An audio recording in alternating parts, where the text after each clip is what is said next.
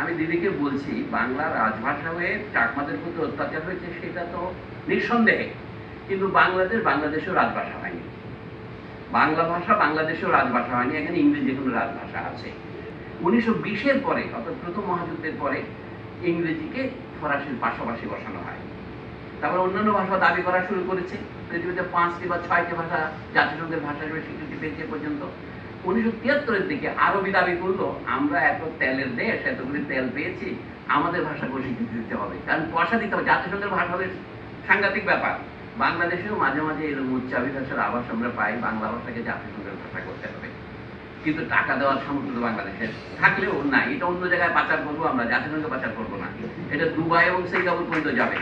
কারণ 2 মাস আগে যে ঘটনা ঘটেছে দেশে ক্ষমতার হস্তান্তর অথবা রূপান্তর, হস্তান্তর তো ঠিক হয়নি, ক্ষমতার পরিবর্তন, পুরনোর বিদায়, কিন্তু নতুনের ঠিক আগমন হয়েছে এমন মনে হচ্ছে না। এই ধরনের পরিস্থিতিকেই ইতিহাসে বলে সংকট, যখন পুরাতন বিদায় হয়েছে কিন্তু নতুনের পুরোপুরি জন্ম হয়নি, এবং সেটা যে কোনো দিকে যেতে পারে। এই জন্য অবস্থা কেমন হলে চমৎকার, অবস্থা খারাপের দিকেও যেতে পারে, ভালো দিকেও যেতে পারে, আমরা সেই অবস্থায় এসেছি। তো এবার সংস্কৃতি বাংলা থেকে শুরু করি। আমাদের এই বাংলা বেশ কঠিন, তো নামটা দেখেন, বৈচিত্র্যে বহুত্বে বাংলার সংস্কৃতি। আমি তো আরেকটা কথা বলতে পারতাম, এখানে শুধু বাংলার নয়, সারা দুনিয়ার সংস্কৃতির মধ্যে বৈচিত্র্য এবং বহুত্ব আছে। আমরা আপাতত সিদ্ধান্ত নিয়েছি বাংলা নিয়েই আলোচনা সীমিত রাখবো। কিন্তু আরেকটা কথা, আমাদের স্বামী দেবধান আনন্দ, তরুণ বুদ্ধিজীবী, তিনি যেটা বলেছেন তার মধ্যে এখানে একত্ব কথাটা আমাদের লক্ষ্য হতে পারত। আমি আরেকটু ভিন্ন করে বলি, কারণ এক কথা পুনরাবৃত্তির দরকার থাকে, আমি ওটা দ্বিমত করছি না। বৈচিত্র্যের সাথে আরেকটা জিনিস আছে, বৈষম্য। আমরা যদি বৈচিত্র্যে থাকি, বৈষম্য থাকতেই হবে এমন কথা নেই, কিন্তু আমাদের বৈষম্য আছে। আমি বেশি উদাহরণ দেবো না আপনাদের। বিশ্ব স্বাস্থ্য সংস্থা বলে একটা বস্তু আছে পৃথিবীতে, তারা এখন নতুন একটা তথ্য বের করে দেখিয়েছে মানুষে পৃথিবীর নানা দেশের মধ্যে স্বাস্থ্যের কিরকম বৈষম্য আছে। তারা শব্দটা ব্যবহার করছে প্রথমে ডিসপ্যারিটি, এখন এটা অনেকে আপত্তি করা, ইংরেজিতে বলছে ইনইকুইটি, বলছে মানে অসমতা। বৈষম্য এবং অসমতা একই কথার 2 রকম প্রকাশ, কিন্তু তার মধ্যে একটু পার্থক্য আছে। কিরকম একটা উদাহরণ দিলে স্পষ্ট হবে। পৃথিবীর নানা দেশের মধ্যে এখন কিরকম বৈষম্য বিরাজ করে। কোনো কোনো দেশে মানুষের গড় আয়ু 80 বছর, আবার বহু দেশে মানুষের গড় আয়ু 40 বছর। তাহলে 40 বছরের ব্যবধান এখনো এই পৃথিবীতে বিদ্যমান। আপনার যে গড় আয়ুকে আবার গড় করেন প্রায় 78 বছর পাবেন। আপনি বলতে পারেন যে গড় আয়ু যেখানে এখন 40, সেই দেশগুলোর সংখ্যা হয়তো কম। আরেক ধরনের বৈচিত্র্য আছে, প্রত্যেক দেশের মধ্যেই এই বৈষম্য নানা শ্রেণী, নানা অঞ্চল, নানা জাতির মধ্যে আছে। এক দেশে তো নানা জাতি থাকে, মার্কিন দেশে ধরেন যাদেরকে নিগ্রো বলে উল্লেখ করলেন স্বামীজি, তাদেরকে এখন কালো বলা হয়, আগে এক সময় ভদ্র বাংলায় কৃষ্ণাঙ্গ বলতো। তো তাদের এবং যারা সাদা বলা হয় তাদের মধ্যে পার্থক্য আছে, জন্মহারে, মৃত্যুহারে। তো সেখানে কোনো কোনো দেশে দেখা যায় ব্যবধানটা নয়, শিশু মৃত্যুর হার কোনো দেশে আরেক দেশের তুলনায় 40, ধরেন একদম মানে 10 ভাগ বেশি।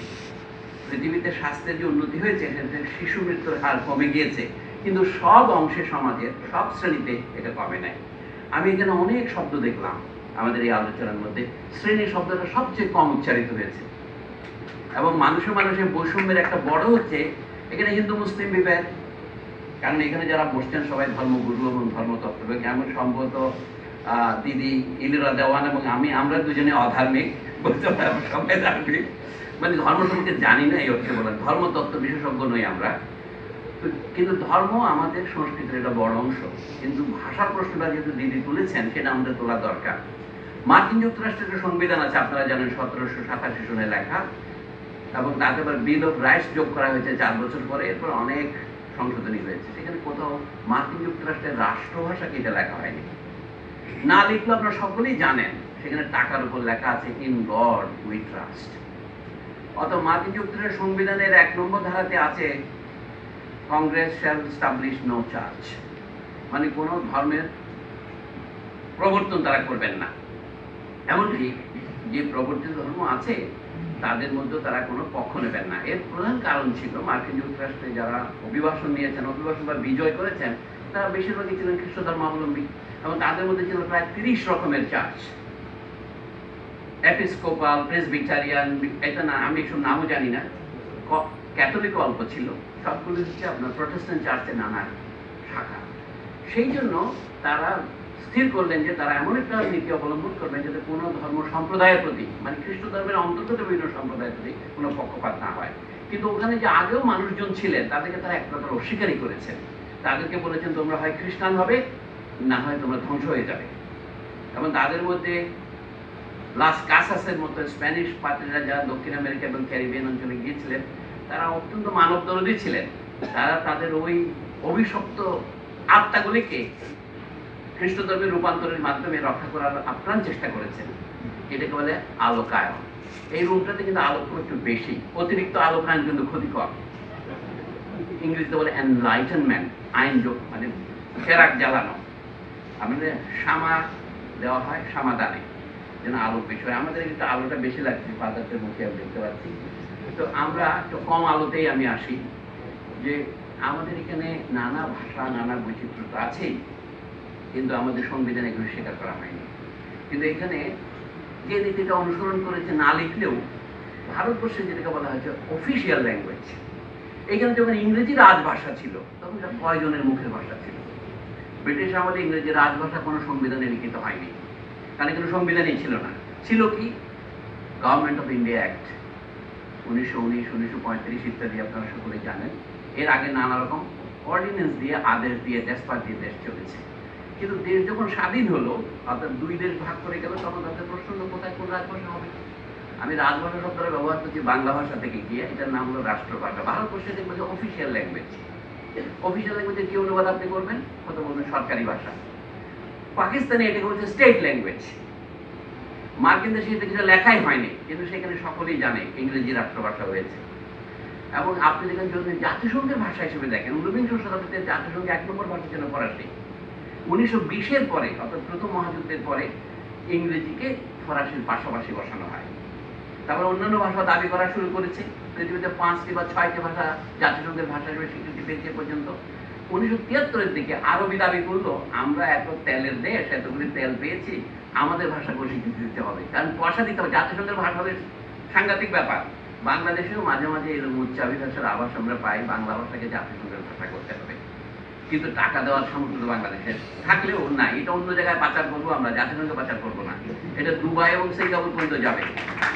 তো বাংলা জাতিসংঘের রাষ্ট্রভাষা হওয়ার আগে বাংলা তো দেশের ভাষা হতে হবে। আমি দিদিকে বলছি বাংলা রাজভাষা হয়ে চাকমাদের প্রতি অত্যাচার হয়েছে, সেটা তো নিঃসন্দেহে, কিন্তু বাংলাদেশেও রাজভাষা হয়নি। বাংলা ভাষা বাংলাদেশেও রাজভাষা হয়নি, এখানে ইংরেজি কোনো রাজভাষা আছে।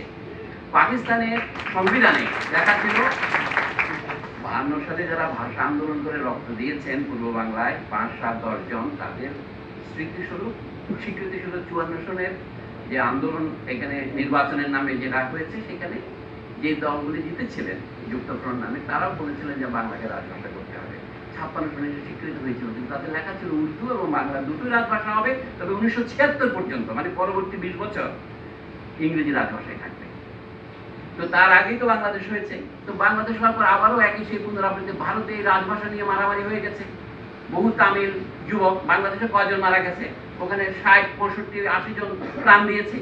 মানে সিভিল সার্ভিস পরীক্ষা তারা ইংরেজি ভাষায় দেবেন, হিন্দিতে দেবেন না। তাহলে হিন্দি রাজভাষা হবে না তামিলও যোগ্যতা পাবে, এই সমস্ত তর্কে এই হয়েছিল। ভারতে এখন রাজভাষার সংখ্যা হয়েছে 29টা, 23টা, 29টা প্রদেশে, সিকিম আনা পর্যন্ত। দু একটা বেশি বাড়তেও পারে এখন। এই পরিস্থিতিটা মনে রাখলেই বাংলাদেশের রাজভাষার প্রশ্নটি পরিষ্কার হবে। সংবাদ, ফিচার ও অনুষ্ঠানের জন্য ভিজিট করুন সংবাদ প্রকাশের ওয়েবসাইট এবং যুক্ত থাকুন ফেসবুক পেজ ও ইউটিউব চ্যানেলের সঙ্গে।